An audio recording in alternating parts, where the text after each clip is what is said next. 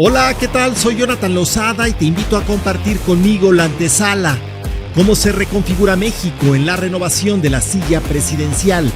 Analicemos los hechos, los personajes y las circunstancias que van dando forma a este momento. Esto es La Antesala, el podcast. Hola, ¿cómo estás? Bienvenida a La Antesala este viernes 6 de marzo de 2026. Te saludo desde Máxima 96.9 y Máxima 97.9. Y ya en fin de semana estamos listos con el corte respectivo, la información, las noticias y lo más relevante del análisis del día de hoy. La mañanera de hoy se llevó a cabo en Zapopan, Jalisco. La presidenta de México y el Gabinete de Seguridad Federal se trasladaron hasta esta entidad federativa, en donde primeramente se tuvo la mesa de seguridad con los funcionarios estatales de Jalisco para posteriormente iniciar la conferencia matutina desde Zapopan. Ahí la presidenta de México destacó que en Jalisco el trabajo coordinado con el gobierno de ese estado garantiza la paz y la seguridad. Dio a conocer una reducción del 47% en los homicidios dolosos, esto en una contabilización desde septiembre de 2024 a enero de 2026, al pasar de 4.80 a 2.55 el promedio diario de víctimas de ese delito, siendo justamente enero de este año, enero de 2026, el más bajo desde 2015.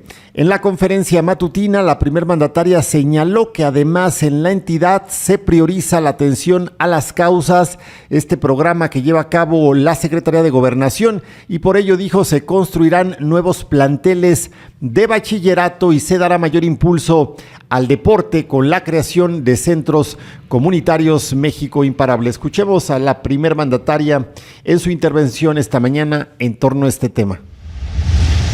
Pues en todo estamos coordinados con el gobernador, en seguridad, en los gabinetes de seguridad y además en una comunicación permanente, y también pues en todo lo que tiene que ver con infraestructura. Obviamente el gobierno del estado tiene sus proyectos y hay proyectos federales en el estado de Jalisco. Uno de ellos, como mencionó el gobernador, pues es el tren Ciudad de México-Guadalajara, entre otros. La Secretaría de Gobernación informó que vamos a hacer más preparatorias en el estado de Jalisco. La intención es, por supuesto, la coordinación para la seguridad de las fuerzas policiales, de defensa, de marina, de seguridad pública, pero también la atención a las causas. Y por ello, aumentar el número de preparatorias es muy importante para que los jóvenes, particularmente 15 a 17 años, tengan siempre una opción de estudio. También en la conferencia de hoy estuvo Marcela Figueroa, la titular del Secretariado Ejecutivo del Sistema de Seguridad Pública. Ella mostró los resultados, justo puntualizó en esto que acabamos de mencionar. Escuchemos a Marcela Figueroa en el marco de la conferencia matutina de hoy desde Zapopan, Jalisco. En esta primera gráfica podemos ver la tendencia en el promedio diario de homicidio doloso, desglosado de forma mensual de los últimos 18 meses, es decir, de septiembre de 2024 a enero de 2026.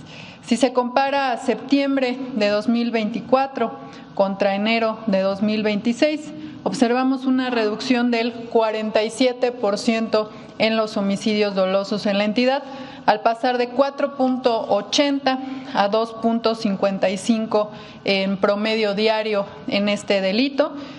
Como ya indicamos, estas son cifras a enero. Por su parte, Omar García Harfuch, secretario de Seguridad Pública Federal, habló de la importancia que representó en la estrategia nacional el abatimiento del ex líder del cártel Jalisco Nueva Generación, Nemesio Ceguera, el Mencho. Harfuch afirmó también que con la detención de 2 de sus colaboradores se generaron actos violentos en distintos puntos del país. Sin embargo, gracias a la coordinación de los diferentes entes de seguridad, se ha logrado pues pacificar también lo que esto ha provocado. Escuchemos a Omar García Harfuch en su intervención esta mañana en la conferencia matutina desde Zapopan, Jalisco. Recientemente se llevó a cabo un operativo relevante en Tapalpa, Jalisco, una operación desarrollada, planeada y ejecutada por la Secretaría de la Defensa Nacional, donde elementos del Ejército, Guardia Nacional y Fuerza Aérea desarrollaron una operación para la detención de Nemesio Ceguera N., alias El Mencho, líder de un grupo delictivo, así como dos de sus colaboradores principales, Rubén N., alias R1, y Hugo N., alias El Tuli.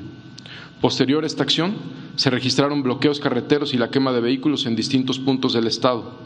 Ante esta situación, el Gobierno de México, en coordinación con el Gobierno de Jalisco y otras entidades federativas, especialmente también Michoacán, actuó de manera coordinada con los estados para reforzar la presencia de las autoridades, restablecer el orden y proteger a la ciudadanía.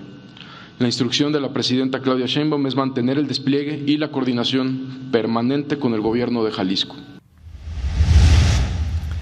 Y en otros temas, la Corte Interamericana de Derechos Humanos sostuvo que los estados del continente tienen la obligación de prevenir el tráfico ilícito de armas mediante normas internas, supervisión a empresas del sector y cooperación internacional, tras una consulta presentada por México. El criterio quedó establecido en la opinión consultiva 30 de 2025, cuyos principales puntos fueron expuestos por el presidente del tribunal, Rodrigo Mudrovich. El pronunciamiento ocurre en un contexto en el que Estados Unidos se mantiene como la principal fuente de armas utilizadas en delitos en México. De acuerdo con datos del gobierno mexicano, alrededor de 200,000 armas de origen estadounidense ingresan ilegalmente cada año al territorio nacional, lo que ha sido señalado como uno de los factores que alimentan la violencia en nuestro país. La consulta de la que hablamos, que dio origen a esta opinión, fue presentada por el Estado mexicano en noviembre de 2022 durante el gobierno del entonces presidente Andrés Manuel López Obrador. En ella se pidió al tribunal pronunciarse sobre la falta de debida diligencia de empresas privadas en la industria armamentista y sobre prácticas negligentes o deliberadas que facilitan el tráfico ilegal y la disponibilidad indiscriminada de armas en la región. Recordemos que Estados Unidos, desde el minuto 1 de la toma de protesta de Donald Trump en su segundo mandato, pues decretó la frontera sur de su país, la frontera norte del nuestro, como una zona de emergencia por dos razones. Una, por la situación de los migrantes, que en su opinión pues no abonan, sino producen delitos en su país, y la otra, pues la lucha contra los cárteles de la droga. Y así ha estado Donald Trump durante todos los meses sucesivos a su toma de protesta, en una constante que parece más una narrativa, aquí lo hemos dicho, parece más apelar a al gusto de los votantes. Es un llamado, nos parece, a sus votantes, a su pueblo, al pueblo estadounidense, desde una posición en la que busca legitimarse, porque en realidad una lucha contra las drogas en Estados Unidos pues no existe. Hay mucho discurso, mucho se dice, mucho presiona, mucho argumenta, muchas entrevistas, muchos medios de comunicación alineados a él, como Fox News, que en todo momento pues cada uno de sus mensajes los magnifican. Pero ¿qué hay? ¿Hay verdaderamente una estrategia interna para evitar el consumo en Estados Unidos? La pregunta la hemos lanzado aquí en diversas ocasiones. ¿Por qué los jóvenes en Estados Unidos han decidido evadir su realidad con el uso de sustancias tan peligrosas como el fentanilo? ¿Qué cosa les da insatisfacción? ¿Por qué hay insatisfacción en ellos? ¿Es insatisfacción o es no querer ver la realidad del país más poderoso del mundo? Probablemente al exterior podamos ver con admiración lo que sucede en ese país en términos de economía, pero probablemente al interior no se vive de la misma manera.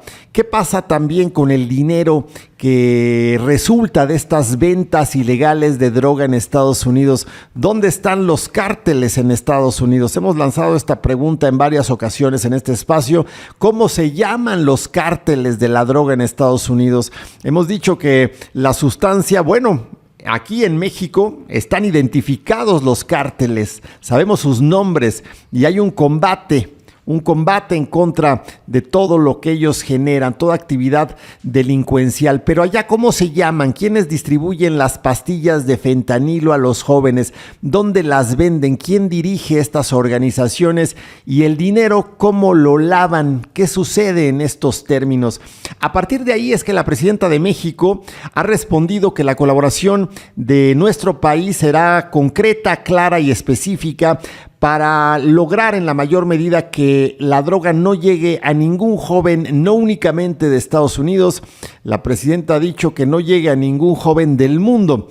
Y ha llamado también al gobierno estadounidense a hacer lo propio para frenar el tráfico ilegal de armas. Se dice que prácticamente una tercera parte o más de las armas que utilizan los grupos delincuenciales han llegado de manera clandestina desde las fábricas armamentistas, desde la industria armamentista que tiene lugar en Estados Unidos. Bueno, aquí finalmente la Corte Interamericana de Derechos Humanos, 3 años después, un poco tarde, pero lo hizo, ha externado, ha planteado y publicado su opinión con relación a esto: la obligación de prevenir el tráfico ilícito de armas mediante normas internas, supervisión a empresas del sector y cooperación internacional. Una circunstancia que parece muy difícil para ese país, un país en donde pues todo lo que representa la industria bélica parece tener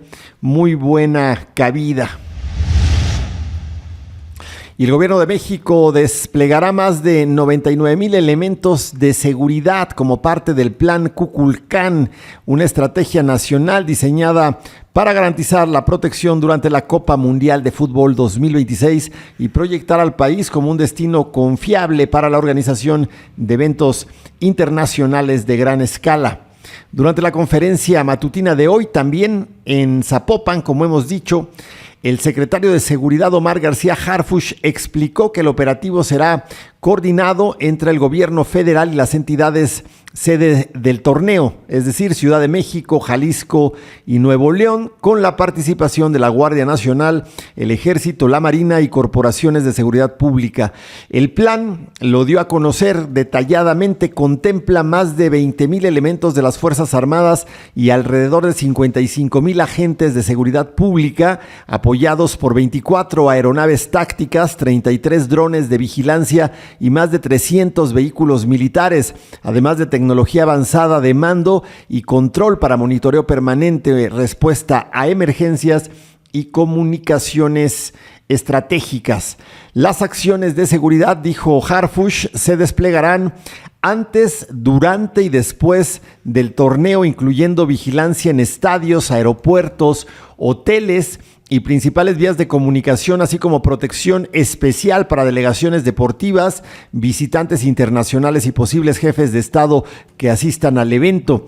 El jefe del Centro de Coordinación del Mundial 2026, el general Román Villalbazo Barrios, indicó que el objetivo central es mostrar a México como un país seguro y organizado, capaz, como hemos dicho, de enfrentar cualquier amenaza a la seguridad nacional.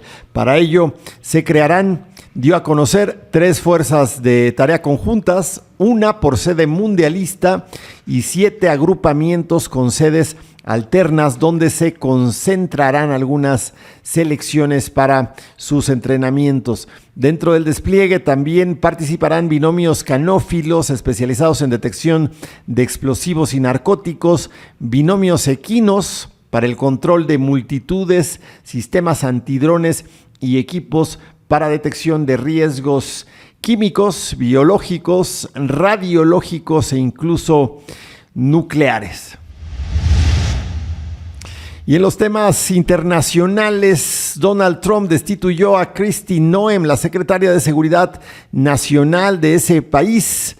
Justamente lo comunicó el primer mandatario de Estados Unidos ayer jueves, en donde el senador estadounidense Markwayne Mullins sustituirá a esta exfuncionaria como titular, pues, de la Secretaría de Seguridad Nacional de los Estados Unidos a partir de finales de marzo. Se emitió este anuncio a través de la plataforma predilecta de Donald Trump, Truth Social, 2 días después justo de que Kristi Noem se sometiera a un severo interrogatorio en el Capitolio, justamente a unos días de este interrogatorio, que fue, por cierto, muy ventilado, fue muy publicado. Hay extractos en prácticamente todas las redes sociales. Donald Trump indicó que Noem desempeñará el cargo de enviada especial para The Shield of the Americans, una propuesta en materia de seguridad que estará enfocada hacia el hemisferio occidental. Bueno, la mandó a la fregada, ¿no? Le dio ahí cualquier cosa para sustituirla de su cargo. Pero ¿qué es lo que pasó? ¿Habrá sido realmente este interrogatorio calificado como duro en el Capitolio, en donde legisladores de los 2 partidos cuestionaron a Noem por la eficacia y la legalidad de las políticas migratorias del Departamento de Seguridad Nacional? Bueno, no tendría mucho que decir ni cómo defenderse la pobre funcionaria, en realidad. Bueno, pobre no, porque es una millonaria también la funcionaria en turno, pues, digamos, porque a final de cuentas me parece que tiene mucho de cuestionable la política migratoria y también la política de seguridad del presidente Donald Trump. Sí, ciertamente hubo una polémica, también por una campaña mediática que al parecer costó $200 millones. Justo se le acusó de afirmar que Trump había aprobado dicha estrategia de comunicación, teniéndola a ella como figura central, algo que probablemente no le gustó a Donald Trump y que justamente no reconoció la Casa Blanca de manera oficial. Lo cierto es que hubo molestia interna en el equipo de Trump. La idea de esta campaña centrada en Noem habría generado tensiones, dicen, entre el gabinete y entre los asesores también cercanos al presidente, pero creo que las críticas de las políticas migratorias dejaron mucho más que ver en torno, pues, una falta de precisión, pero también a un exceso en el uso de la fuerza y a también la toma de atribuciones, pues, que no tiene precisamente el presidente de esa nación. Recordemos que Estados Unidos también se rige por un Congreso, el poder legislativo juega un papel fundamental y sin embargo Donald Trump en gran medida, pues, ha hecho caso omiso del papel de los legisladores, se lo ha pasado por el arco del triunfo. Vamos a ver qué pasa y cómo resulta Mullins, el nuevo director de seguridad, secretario de seguridad, el nuevo encargado, pues, de la seguridad de los Estados Unidos de América. Será hasta fin de este mes cuando tome posesión. Y en Chiapas, el gobernador Eduardo Ramírez Aguilar presentó la implementación de un sistema de gestión antisoborno, así se llama, un sistema que, por cierto, está basado en la norma internacional ISO 37001 dentro de la Secretaría de Salud del Estado. Esto, dijo, es una medida que busca fortalecer la transparencia, la honestidad y el uso responsable de los recursos públicos en la administración estatal. El acto se realizó en coordinación con la Secretaría Anticorrupción y Buen Gobierno, en donde el mandatario chiapaneco señaló que esta política administrativa permitirá consolidar una gestión pública eficiente y ordenada con estándares internacionales de control en el manejo de recursos. Ramírez Aguilar afirmó que la corrupción ha sido uno de los principales problemas que han afectado al país durante mucho tiempo, por lo que avanzar en mecanismos institucionales de control representa, dijo, un paso clave para promover una nueva cultura de integridad, ética y responsabilidad en el servicio público. Escuchemos al gobernador Eduardo Ramírez en el marco de este evento. Someternos a esta de ISO 37001 es un estándar internacional. Estamos iniciando con salud pero me voy a ir también a la parte de infraestructura, que es también algo muy importante del recurso público, y a las adquisiciones y licitaciones de otras áreas. Vamos a ir avanzando paso por paso. ¿Por qué? Porque yo estoy completamente seguro que esta época que nos toca en Chiapas y en México, las cosas deben cambiar. Y por cierto que también estuvo el gobernador en Tapachula, en la frontera con Guatemala, en esta ciudad fronteriza, en donde inauguró la Expo Feria Tapachula 2026. Esto pues ha marcado definitivamente en un ambiente familiar, pues es una expo donde asisten decenas, cientos de familias, también como un momento de esparcimiento ahí. Se vio la participación pues de muchos chiapanecos y personas que llegaron de otras entidades, incluso también guatemaltecos.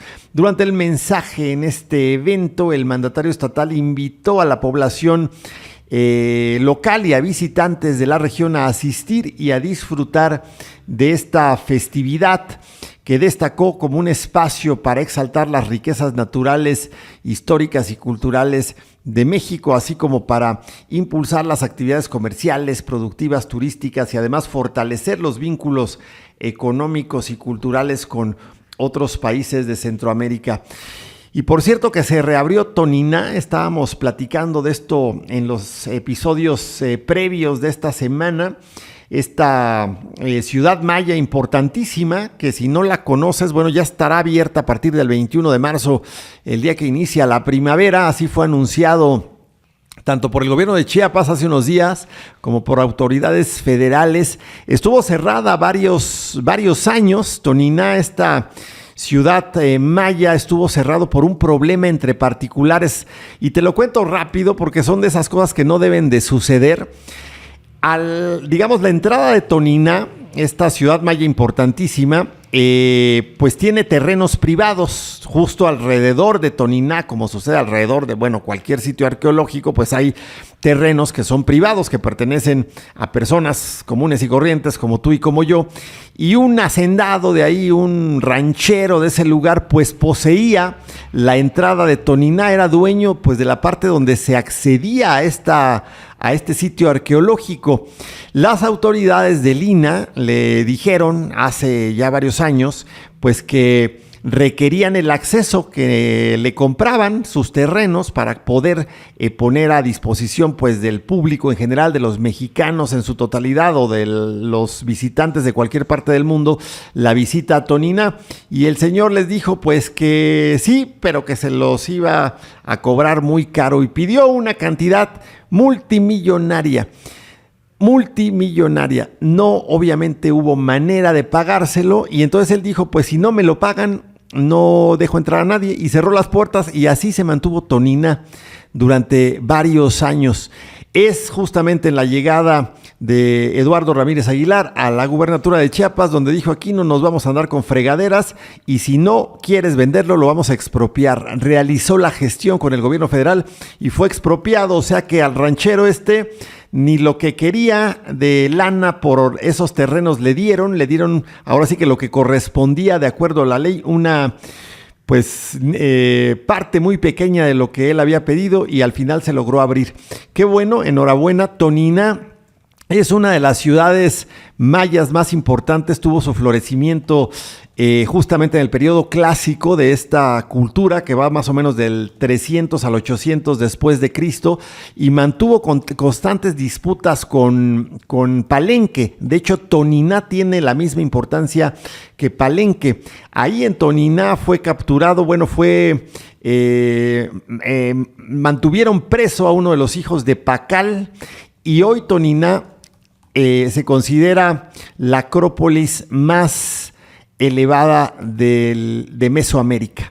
Vamos a un corte, estamos en la antesala transmitiendo a través de Máxima. Soy Jonathan Lozada y esto es La Antesala, el podcast. Gracias por continuar con nosotros a través de Máxima 96.9 y Máxima 97.9. Gracias a quienes se sintonizan a través de esta frecuencia y a todos quienes nos escuchan también a través de nuestras plataformas digitales. Y por cierto, ayer estaba platicando con los ejecutivos de Máxima. Estaba platicando acerca de maxplay.com.mx, esta plataforma que permite también escuchar pues toda la programación de Máxima desde cualquier parte del mundo a través de internet. Así que también, si quieres escucharnos en otro lugar del mundo sin tener que entrar precisamente a nuestras plataformas digitales, o si quieres escuchar la programación de Máxima, hazlo a través de maxplay.com.mx y ahí busca la señal de Máxima 96.9 y Máxima 97.9. No te olvides de visitar el sitio web de este proyecto informativo, www.jonathanlosadaenlared.com. Y estamos hoy ya viernes, estamos aquí en la redacción de La Antesala y de Jonathan Losada en la red. Aquí estoy viendo a Carlos Herrera. ¿Cómo viste la semana, Carlos? ¿Cómo viste las noticias? ¿Qué te llamó la atención de lo que sucedió en esta semana que cierra hoy? ¿Qué tal, Jonathan? Oye, no te oigo con mucho ánimo hoy. ¿Qué pasó, Carlos? Te agarré de la ultratumba. Es el cansancio de la semana. Fíjate que justo me ponía a pensar acerca de estas protestas que hubo de los trabajadores de cultura en la Ciudad de México. Sí. Y en cuanto a no solo lo que demandaban, sino también lo que amenazaban. ¿Qué pedían, por cierto? Pedían básicamente mejores condiciones laborales, que se reanudaran servicios de salud. Y también,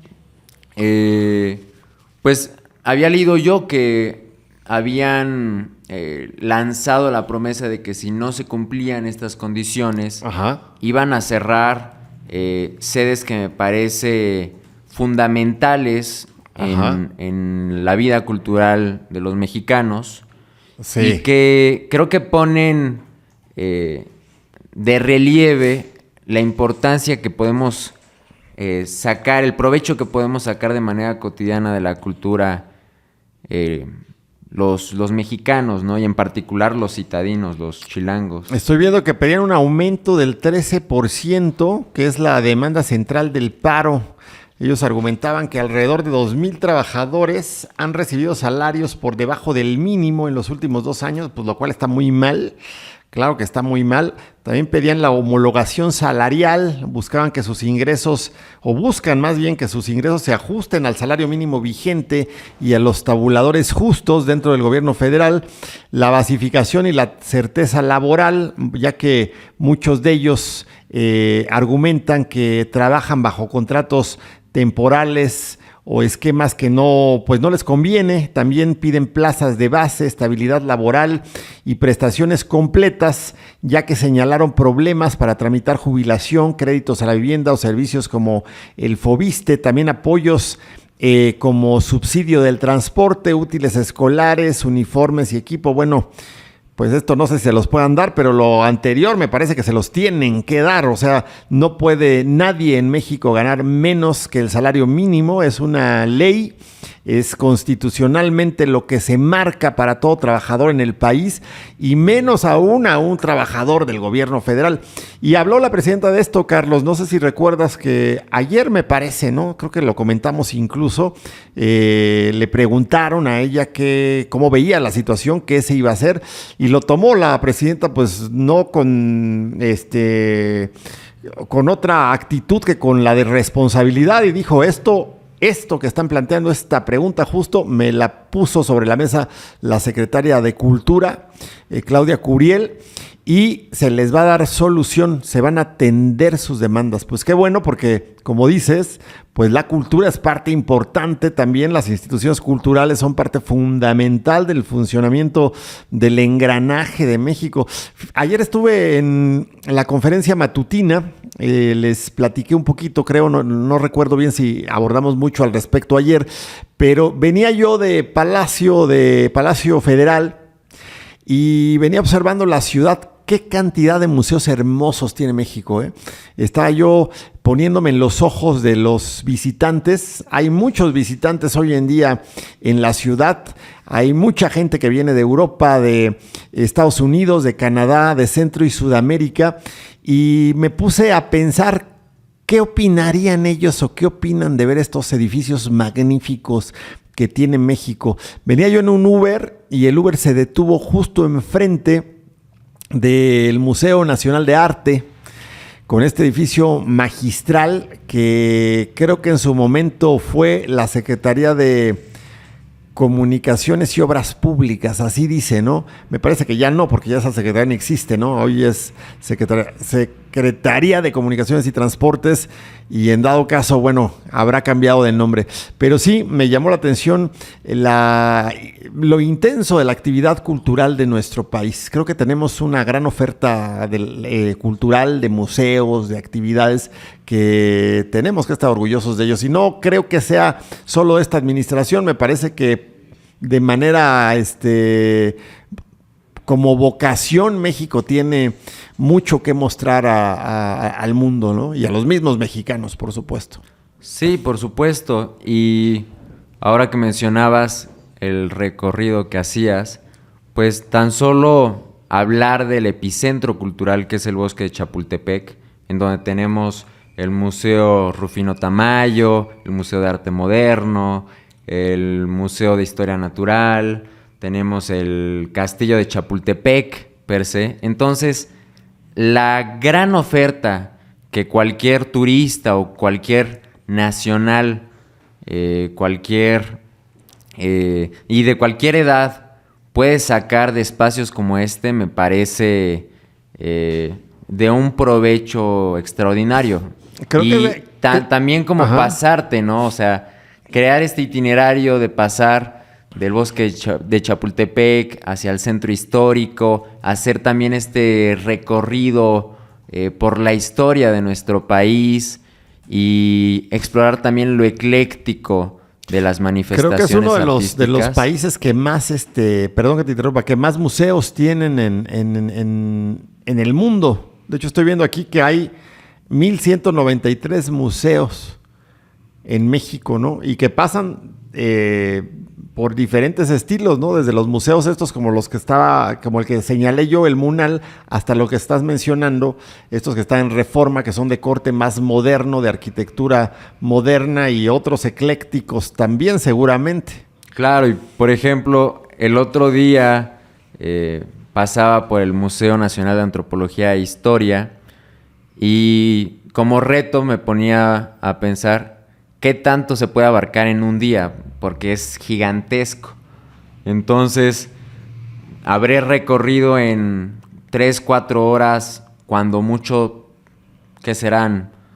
2 salas completas, ¿no? Y claro, echándole un ojo también a otros temas que me interesaban, pero tan solo la parte de etnografía, que es como la parte superior y que aborda más como el tema de las culturas indígenas y de sus manifestaciones que todavía encontramos, sí, es gigantesca. El patrimonio de México es inagotable. Es una potencia cultural, nuestro país, definitivamente una potencia cultural. Es impresionante la cantidad de cosas que se pueden hacer. Yo creo que a veces ya uno cuando vive aquí ya ni lo visita de tanto que es. A veces como que normalizamos todo lo que tenemos.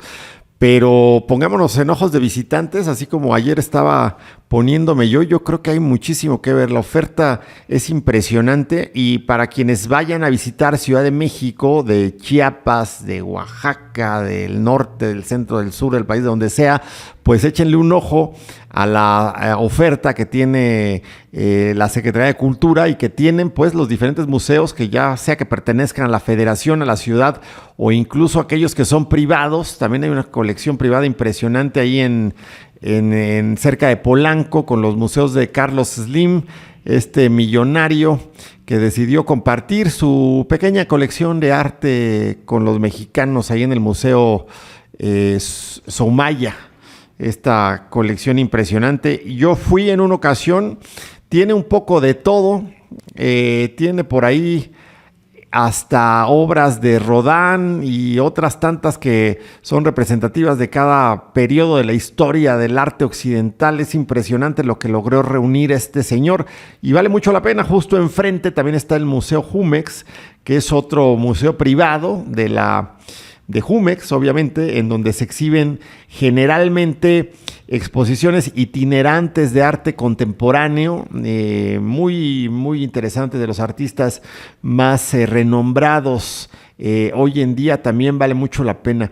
Una vuelta por Ciudad de México es realmente una maravilla. Recorrer también el centro de la ciudad con todos sus palacios y saber en dónde estamos cuando visitamos el centro. No sé si a ti te ha pasado, Carlos, de repente vemos muchos edificios, pero no sabemos qué son, pero todos son bellísimos. Desgraciadamente el centro de la Ciudad de México no es precisamente el mejor lugar para habitarlo. En otro continente, en Europa, estaría lleno de departamentos carísimos. Aquí pues prácticamente hay negocios, pero muchos edificios son icónicos, desde pues el mismo Palacio Nacional, el Ayuntamiento de la Ciudad de México. En Palacio Nacional están murales exquisitos que podemos visitar, de los principales muralistas de México.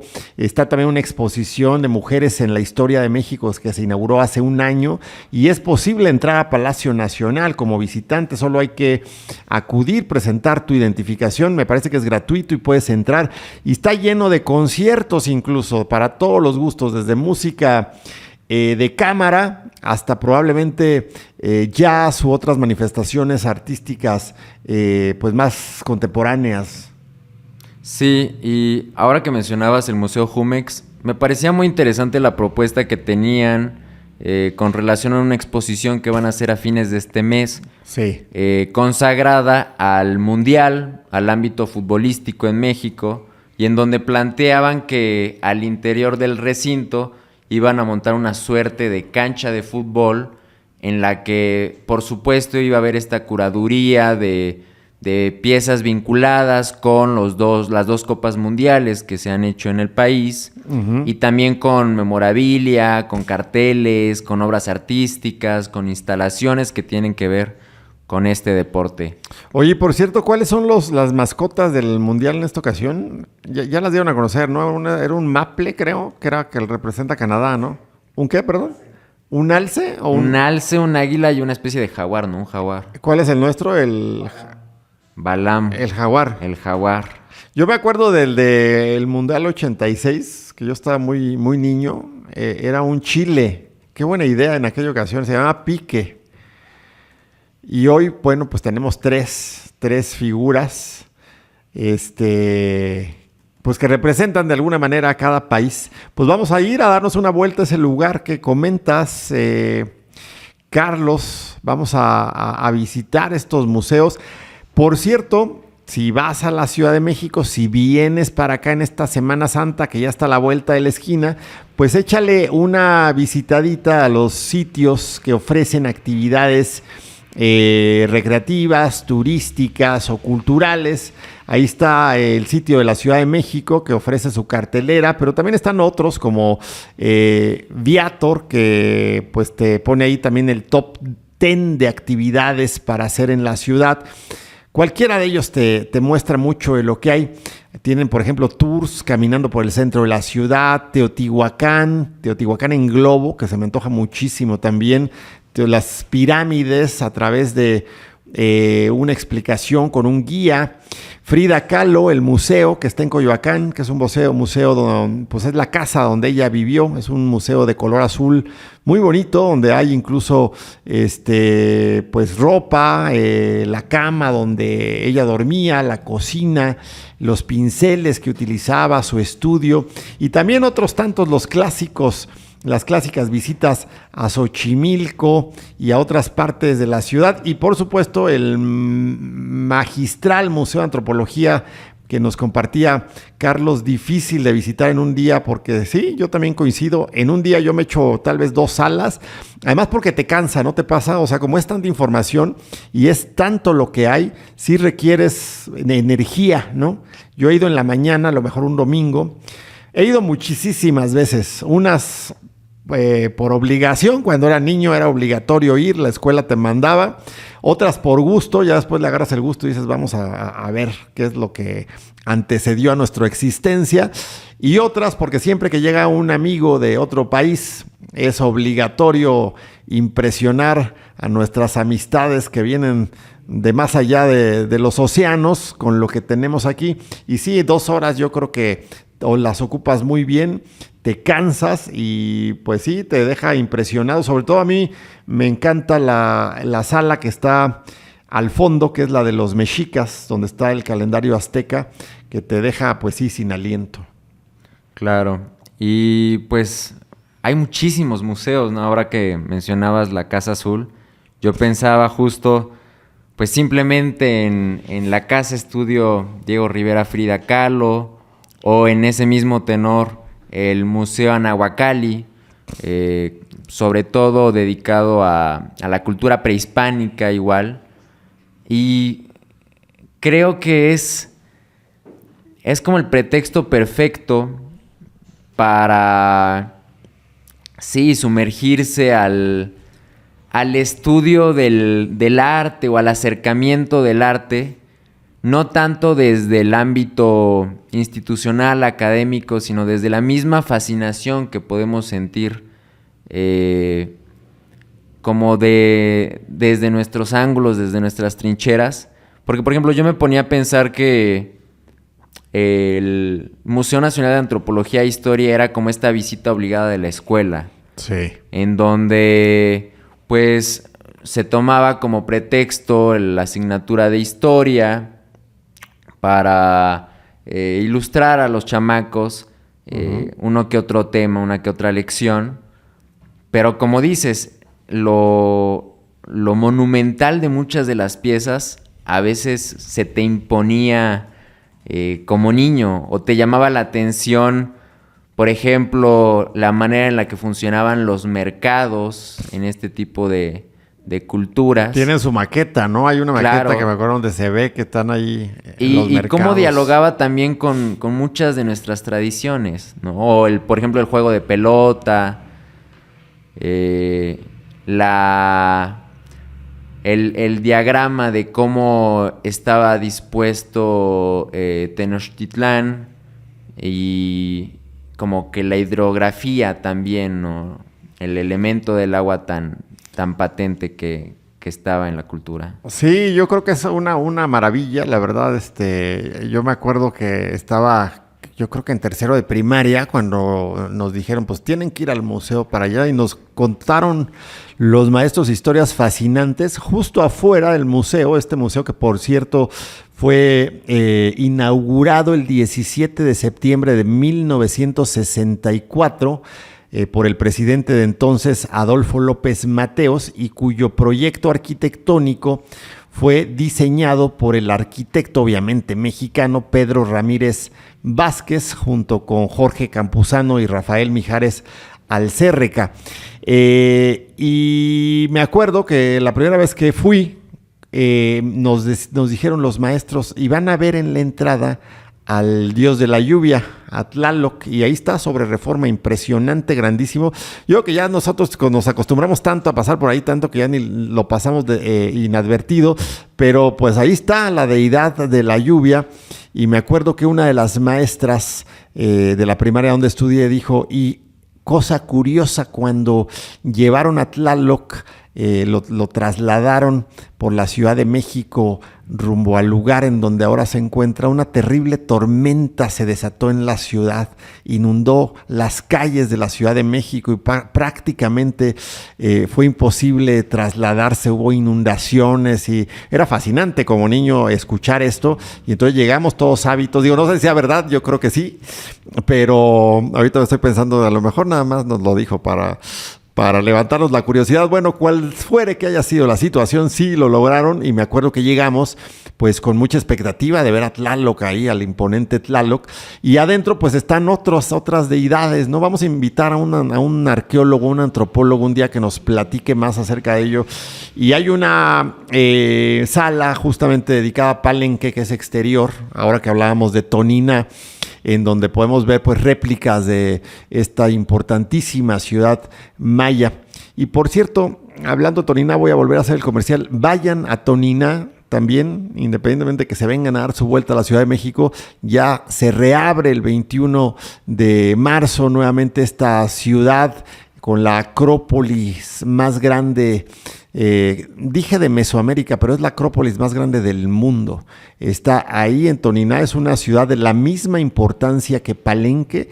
Las dos ciudades se mantuvieron en guerra en el periodo clásico prácticamente, y en esa constante lucha por el poder que también sucedía en las culturas mesoamericanas, es en Toniná donde fue capturado y mantenido preso uno de los hijos de Pakal. Por cierto, que el primogénito de Pakal fue el que, me parece, declaró la guerra. Pues así con los museos, Carlos, así con esto que acabamos de mencionar, la verdad es que sí vale la pena que nos demos la vuelta y le echemos un ojo tanto a la cultura como a los personajes, porque ahorita mencionábamos a Frida Kahlo y a Diego Rivera, tú lo pusiste aquí también presente. Dos locos, ¿no? Esos dos son impresionantes. La obra monumental de Rivera es fascinante y la obra de Frida Kahlo estremece, me parece. Pero ¿cómo llegaron hasta ahí? ¿Cómo llegaron a pintar lo que pintaron?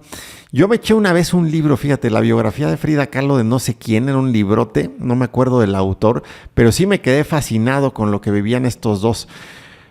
Frida Kahlo era una admiradora devota de Diego Rivera, que era un hombre muy feo, le decía el sapo, era feo como la fregada, ¿no? Pero talentosísimo también como la chingada.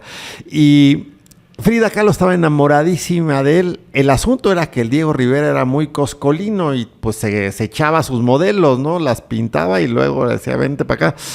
Pues Frida Kahlo en venganza también las hacía sus amantes, ¿no? Entonces, era ahí una suerte de, pues yo diría que hasta de burdel, ¿no? En el que vivían estos dos.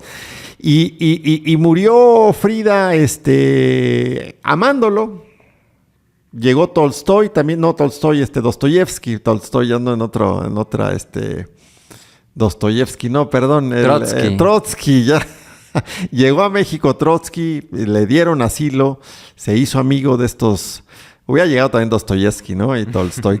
Y se hizo amigo de estos dos, ya me imagino las grandes bacanales. Y por cierto que por ahí también figuraba Chabela Vargas, ¿no? Y Tina Modotti y un sinfín de figuras habrán desfilado por esas casas, que siento que también conformaron mucho de la efervescencia, del tipo de efervescencia bohemia artística que había entonces, ¿no? Mientras, por ejemplo, Siqueiros estaba más enfocado hacia la militancia comunista, lo que le achacaban mucho a Rivera era que era un intelectual de cafetería, ¿no? Se pronunciaba, pintaba desde la comodidad. Por ejemplo, también fue criticado por pintar en algún punto para Rockefeller, este magnate estadounidense. Pero lo interesante es que desde el uso de sus recursos y la exploración de sus ideas, Rivera plasmó un discurso nacional muy agudo, ¿no? En El hombre en el cruce de caminos, en Paseo dominical por la Alameda. Ver estos grandes frescos en donde encontramos como un collage de personajes que constituyen la vida social mexicana o el folclore de nuestra cultura, creo que es fascinante, ¿no? Totalmente. Echarle como acabamos de decir, vámonos a los museos, vamos a ver lo que hay, pero echemos también un vistazo a la vida de estos personajes, vidas fascinantes, y a ellos les tocó, con esto que mencionabas también, vivir un momento clave en la en la historia de México, en la historia de las instituciones más fuertes del país, ¿no? De hecho, muchos de los murales de Diego Rivera retratan estos momentos, ¿no? Son verdaderamente imperdibles. Si no los conoces, sí tienes que echarte un chapuzón. Búscate en internet dónde están ellos, dónde están los murales. Algunos están aquí, hay en Nueva York también, como acabas de mencionar. Rockefeller lo contrató, por allá anduvieron un rato este par de locos que dejaron tanto para la historia del arte del siglo XX mexicano. Vamos un corte. Bueno, íbamos, no sé cuál es el tema de hoy, Carlos, pero nos perdimos un poco aquí en los museos, en todo lo que da la maravillosa Ciudad de México, una de las ciudades más bellas, impresionantes del mundo. Estamos transmitiendo a través de la señal de Máxima. Soy Jonathan Lozada y esto es La Antesala, el podcast. Gracias por continuar con nosotros a través de Máxima 96.9 y Máxima 97.9. No te olvides de seguirnos en nuestras plataformas digitales y visitar el sitio web de este proyecto informativo www.jonathanlozadaenlared.com. Y bueno, nos hemos pasado el segundo bloque hablando de las bellezas de la Ciudad de México y me quedé con ganas de decirles esto, de puntualizar en esto, pero sí, definitivamente la Ciudad de México es de las más bellas del mundo y he viajado mucho, me puedo jactar de que sí lo he hecho, he dedicado mucho de mi tiempo y de pues los ahorros de mi trabajo en viajar. Me encanta viajar y conozco muchas ciudades, pero creo que una de mis favoritas, si no es que la favorita, y no por haber nacido aquí o no por haber vivido aquí, es la Ciudad de México. Tiene una diversidad impresionante en materia cultural, en materia gastronómica. Es una ciudad bella, es una ciudad limpia, es una ciudad diversa. Y también hoy en día es una ciudad muy, muy segura, una ciudad de vanguardia, además. Creo que no me acuerdo cuál es el eslogan de la ciudad, a ver si por ahí lo tienes, Carlos, el eslogan que tiene el gobierno de Clara Brugada, pero sí me acuerdo que con Claudia Sheinbaum era la ciudad que lo tiene todo. Y sí es la ciudad que lo tiene todo, un pedacito del mundo, te lo puedes encontrar aquí, cualquier cosa, puedes comer algo muy gourmet en los restaurantes más reconocidos y sofisticados del mundo, están presentes en Ciudad de México, y también te puedes comer una garnacha deliciosa, una quesadilla en el mercado de Coyoacán, fantástica, o unos tlacoyos en las calles que son muy muy ricas. ¿Cómo tienes por ahí el eslogan? Ciudad de México, capital de la transformación. Capital de la transformación. Bueno, suena muy político, pero me gustaban más esos eslogans como el otro, el de Claudia Sheinbaum, que era la ciudad que lo tiene todo. O por ahí también, no me acuerdo si ese eslogan de la ciudad lo menciona mucho, creo que Clara Brugada dice ciudad de derechos. O no sé en qué momento fue ciudad de derechos, pero justamente ciudad de vanguardia, todos los derechos de los grupos sociales más marginados tuvieron cabida en Ciudad de México. Aquí se aprobó todo más, mucho antes que incluso en los países que se han jactado de ser los más avanzados del mundo. Bueno, entonces visita Ciudad de México, visita esta maravillosa megalópolis, ¿no? Ya le dicen megalópolis junto con el Estado de México y ¿cómo se llama el otro? Morelos, ¿no? Morelos, que son parte de... Bueno, Carlos, ¿qué tenemos el día de hoy en la trinchera literaria? Cuéntanos. Pues ahora que retomábamos la vida pintoresca de Frida Kahlo y de Diego Rivera, quería traer a colación otro personaje que me parece que tiene una vida muy llamativa, el poeta portugués Fernando Pessoa, y que es interesantísimo su caso porque pertenece a una estirpe de escritores que en vida tuvieron miles de manuscritos, pero que publicaron muy poco. Pessoa publicó un solo libro en su vida, habiendo escrito alrededor de 25,000 manuscritos. No me digas. Y en ese sentido lo emparento mucho, por ejemplo, con Franz Kafka, ¿no? En donde exprofeso le había pedido a su editor, no publiques todo esto que te voy a dar a cuidar. Y cuando falleció joven, ¿qué fue lo primero que hizo el editor? Lo publicó todo. Pues sí. ¿No? Que digo, también como que plantea un dilema ético. O sea, si no hubiera desobedecido este cuate lo que le dijo no hubiéramos conocido compa, a Kafka. No hubiéramos conocido la obra de Kafka. O de la misma manera la poeta inglesa Emily Dickinson, Sí. que por ideas que tenía en torno a la fama, en torno a que publicar es venderse, y también un poco como pasa con todo mundo que le gusta escribir, sentía esta inseguridad de que a lo mejor lo que escribo no es tan bueno. Creo que publicó como 6, 7 poemas en vida de 1800. Uh-huh. Y Pessoa me parece que se agrega a esta tradición de los que publicaron poco. Pero lo más interesante de este cuate creo que fue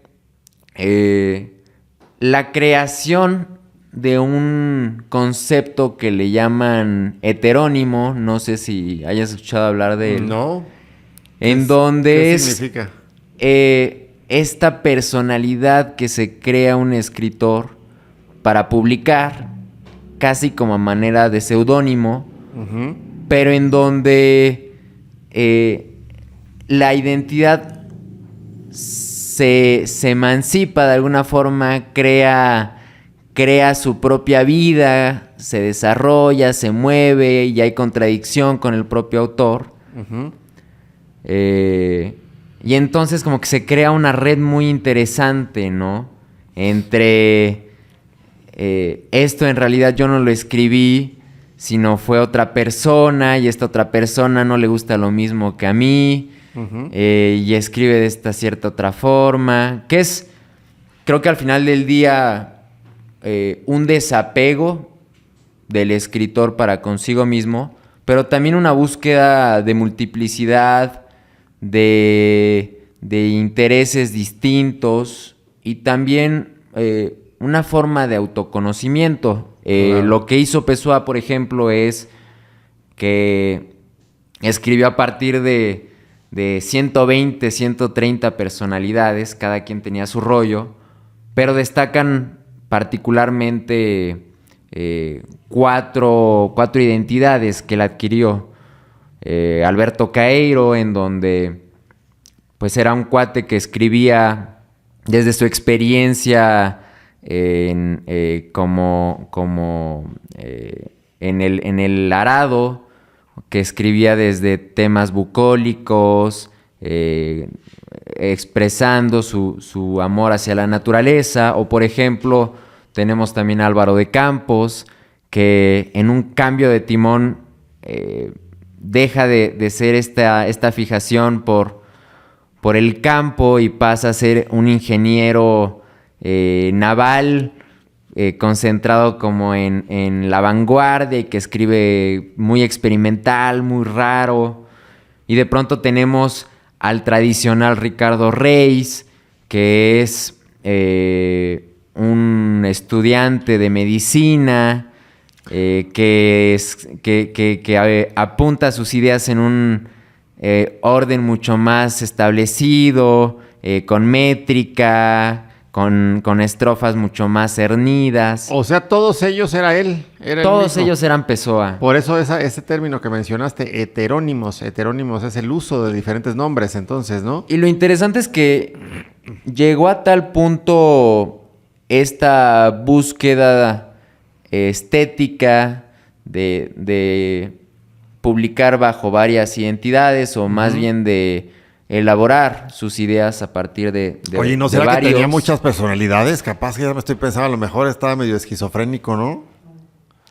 Eso dicen, por ejemplo, de algunos escritores que pues tenían un estilo muy raro, ¿no? Eso dicen, por ejemplo, de Joyce, que el güey tenía esquizofrenia porque de pronto pasaba de un estilo a otro, y de pronto era como a la manera de obra de teatro y a la manera de lección de catecismo, y escribía como niño y en el mismo párrafo como viejo. Entonces, algunos le atribuyen a una enfermedad mental. Yo lo quiero pensar más bien como una búsqueda locochona de ideas, ¿no? Claro. Pues también se vale, ¿no? Bueno, Fernando Pessoa, ¿no? Es uno de los poetas, estoy leyendo aquí, más importantes de la literatura portuguesa y una de las figuras más influyentes de la poesía moderna europea. Nació y murió en Lisboa, Portugal, una ciudad, dice este texto que estoy compartiendo, que con la que su obra mantiene una relación íntima y constante. Y con esto que dices, Carlos, con esto de los heterónimos, que más que solo nombres son personalidades, por lo que estás compartiendo, que él exploró, y con esto de Lisboa me ha dado muchas ganas de leer su obra. Lisboa es una ciudad muy bella. Fíjense que tuve la oportunidad de estar ahí hace el año pasado, me invitaron a un congreso, y es una ciudad en donde parece que el tiempo se detuvo. Una ciudad con mar enfrente, que huele a mar, totalmente cubiertas las calles, el piso, las aceras de mosaico. Todas las calles tienen mosaicos de como de 5 centímetros, no sé cuánto habrán tardado en hacer eso, y son constantes subidas y bajadas. Una ciudad, me parece que muy melancólica, en donde incluso la brisa del mar suena con la pintura de las paredes, que parece estarse deshojando. Es muy, muy hermosa, y me parece que con esto que comentas de Fernando Pessoa, quien, de acuerdo al texto que tengo aquí, ahorita tú me dirás tu opinión, mantuvo una relación íntima y constante con esa ciudad, pues creo que da ganas de leerlo. ¿Y tienes algo de él, Carlos? ¿Por qué no nos compartes, nos antojas más la lectura de Pessoa? Sí, por supuesto. Seleccioné un fragmento de uno de mis poemas favoritos, que se llama Estanco, y lo interesante es que este texto lo publica bajo el heterónimo de Álvaro de Campos, que poco a poco se fue perfilando de acuerdo a la propia vida de Pessoa, como que pasó del distanciamiento a irle incorporando cada vez más elementos autobiográficos hasta el punto en que son indistinguibles. No soy nada, nunca seré nada, no puedo querer ser nada. Aparte de esto, tengo en mí todos los sueños del mundo. Ventanas de mi cuarto, del cuarto de uno de los millones del mundo que nadie sabe quién es. Y si supiesen quién es, ¿qué sabrían? Dais al misterio de una calle cruzada constantemente por gente, a una calle inaccesible a todos los pensamientos, real, imposiblemente real, verdadera, desconocidamente verdadera, con el misterio de las cosas debajo de las piedras y de los seres, con la muerte poniendo humedad y cabellos blancos en los hombres, con el destino conduciendo el carro de todo por la carretera de nada. Hoy estoy vencido como si supiese la verdad. Hoy estoy lúcido como si estuviese a punto de morir y no tuviese más hermandad con las cosas que una despedida. Convertidos esta casa y este lado de la calle en la hilera de vagones de un tren, y silbada su salida desde dentro de mi cabeza y una sacudida de mis nervios y un crujir de huesos al partir. Hoy estoy perplejo, como quien pensó y halló y olvidó. Hoy estoy dividido entre la lealtad que debo al estanco del otro lado de la calle, como cosa real por fuera, y a la sensación de que todo es sueño, como cosa real por dentro. ¡Qué bello! Oye, y me quedé pensando que antes de entrar al aire nos decías, voy a compartir una poesía, pero tiene palabras altisonantes. No era esta. No era ¿Te arrepentiste? un poco lo que pensaba, y ya estoy a la mitad de recular, pero como parte de una dinámica que ahorita está muy de moda en internet, que le llaman el poemarzo, pues es esta idea de manera arbitraria agarrar una palabra y escribir un poema con esa palabra, y quería retomar mucho de esta idea del poema de Estanco de Pessoa, que es como un tren de pensamientos de un burócrata, porque al final Pessoa era un burócrata, era traductor de correspondencia comercial para las empresas. Uh-huh. Y también creo que estuvo mucho en el sector banquero, pero era esta idea de pasar de un lado a otro en cuanto a tus impresiones, tus recuerdos, tus anhelos, pero esto bajo la consigna de utilizar la palabra chifle, que me parece que no es una palabra que ¿Chifle? Quede para... ¿Qué significa Para chifle? mucha poesía, vaya, chifle de chiflar. Ah, está conjugado. Entonces, yo, por ejemplo, me quedé mucho con... O sea, a ver, espérame, la si idea si de... te estoy entendiendo bien, hay una moda que se trata de agarrar una palabra y hacer un poema con esa palabra. Así es, y esto te que nos vas imponen a la decir- palabra, pues. En Y este esto que caso nos era la vas a palabra decir chifle. es tuyo. Es mío. en efecto. Es un poema tuyo. Un poco como homenaje de Pessoa, pero también siguiendo el cotorreo de internet. Ajá, a ver. Y pues desfogándome en las palabras. Pues compártenoslo. Claro. Venga de ahí. Te comentaba que justamente pensaba en la idea de cómo retomar esta palabra tan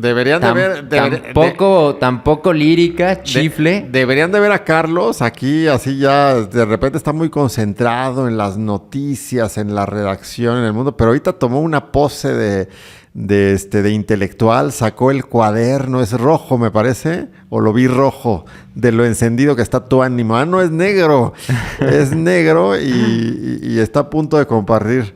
Échale, Carlos. Sí, estoy poseído por Pessoa. Estoy en mi estado de gracia. Chifle su... ¿qué? Desmonte el día desde que empiece. Disfemísmalo. Vete lejos. ¿Qué tan lejos? Chingado lejos. Al vestigio del escarnio o al putazo en el pie que el genio aflora a punta de patadas. 6:41 embotellados. Chingada gente. Todos optaron por ponerle vino al agua. El parabrisas de izquierda a derecha y está de vuelta. El parabrisas y el sonidito y el sonidito y el sonidito. Chingada suerte por saber mis apellidos. Yo, el orfebre de Oropel y mi malinchista predilecto. Un avión pasó y lo vi rimar, pero no lo oí porque andaba con mi música. Cualquier capirotada es buena en la rutina de mil amores. El dedo tocando la hora en la muñeca como si hubiera hora y no hubiera reloj. Chingado empleo del tiempo. O se hace ahorita o se hace al rato. Papiroflexia del carácter con la barbilla bien partida. Poeta de primera intención, de 3 dedos si se aferra al sentido y a la duda. Puro eco me cae, chingada madre. No, pues sí estaba plagado de palabritas. No, muy bien, qué bien. Estaba altisonante. Pues la poesía es poesía, ¿no? Y yo siempre he dicho que toda palabra expresa y toda palabra comunica. Hay palabras que se instauran o instauraron en el decoro, otras que las instauraron en otros foros, pero me parece que el idioma y la lengua tienen siempre que ejercitarse, usarse de acuerdo a lo que es. Y qué bueno que nos compartes, estoy gratamente impresionado de tu calidad literaria, Carlos. Qué guardadito se lo tenía, ¿no, Humberto? ¿Qué piensas? ¿Ya lo habías leído? No, bueno, pues muy bien. Pues sí, o sea, el punto de partida era que si dices chifle su madre es como tratar de suavizar como el sentimiento del insulto, del arrebato, de lo sorpresivo, de la maldición. Y creo que lo opuesto sería justamente agravarlo, ¿no? O sea, decir la grosería al aire, externar como el peso a veces de una jornada anímica, y que mane a flor de piel un poco, ¿no? Sí. No, y qué mejor que un viernes, ¿no? Un viernesito también para poder platicar un poco más, profundizar un poco más, no únicamente en este autor, como los que los que has estado trayendo sobre la mesa, que me parece que siempre es importante traer a la literatura a colación de la vida diaria. Decíamos la otra vez y lo quiero volver a compartir porque me parece que del episodio de antier, de la transmisión de antier, o el lunes, ya no me acuerdo bien, pero uno de esos días de esta semana me dijo Carlos, oye, pero qué tan válido es, no sé si me lo planteaste con esas palabras, pero más o menos la idea era qué tan válido es después de hablar de la guerra de Irán, meter poesía. Y dije, pues es que es como un aliciente para el alma, ¿no? Es después de ver todas esas atrocidades, recordar que te puedes caer en blandito, ¿no? A mí me parece que siempre la poesía te permite eso, ¿no? Caer en blandito, caer en el estruendo, pero de una manera, pues que puedes disfrutar, ¿no? Finalmente, no sé por qué la poesía en general trata los temas del alma, pero hay mucha poesía también que abarca otras cosas, como lo que estás narrando en la tuya esta ocasión, que es un momento, ¿no? Me remitió a la Ciudad de México en un momento de lluvia, ¿no? Como justamente cuando me dijo la maestra que Tlaloc hizo que lloviera en la Ciudad de México, y eso pues se retrata y se comparte. ¿Y cómo se llamó el poema? Yo le puse Chiflezú para incorporar la palabra, pero no creo que tenga título. Homenaje a Pessoa. Homenaje a Pessoa. Pues muy bien, Carlos. Qué bueno que nos aterrizamos en este viernes 6 de marzo con un poco de poesía portuguesa y un poco de lo que tú también escribes en materia literaria. Se nos va el tiempo. Es impresionante que cada que estamos disfrutando una plática llega el reloj y casi nos dice vamos de salida. Bueno, ¿con qué concluimos el día de hoy? Valdría la pena echarle un vistazo a la obra de este poeta portugués, Pessoa, pero ¿qué más nos puedes decir para incitar un poco a la curiosidad, Carlos? Yo exhortaría a la audiencia a que le eche un ojo a una obra llamada El libro del desasosiego, que fue como una especie de diario, de cuaderno de apuntes, de libro de viaje a la par, que conformó este autor a lo largo de décadas. Nunca lo completó, pero creo que leyendo una entrada al día o leyendo 2-3 páginas, es como si fuera una especie de horóscopo para el lector. Y aprovechando que este cuate era muy clavado de la astrología, creo que funge bien como brújula para los días. Muy bien. Fíjate que te compartía que me encantaría organizar una especie de dinámica de lectura, como, no sé, a ver, vamos a pensarlo, si a ustedes ahí en casa o desde donde nos escuchen se les ocurre algo, me gustaría invitar a ustedes a que compartieran un poco de un libro que leyeran. Obviamente les vamos a dar un premio por cada libro que nos compartan aquí. Ya sea, vamos a pensarle, Carlos, a ver qué se te ocurre, a ver si lo hacemos vía telefónica, mediante mensaje, pero una dinámica interesante en donde quienes nos escuchan se den a la tarea de leer algo y de compartirnos algo de lo que leen. Y cada que nos compartan, pues algo tendrán que tener en retribución. Gracias, Carlos. Estamos ya en cierre de semana, hoy viernes 6 de marzo, con toda la información, con la reflexión, y aterrizamos blandito aquí en la poesía de Fernando Pessoa y las reflexiones que nos comparte Carlos Herrera. Te espero el lunes en punto de las 2 de la tarde. Que tengas un excelente fin de semana. Escúchanos en Máxima 96.9 y también a través de nuestras plataformas digitales.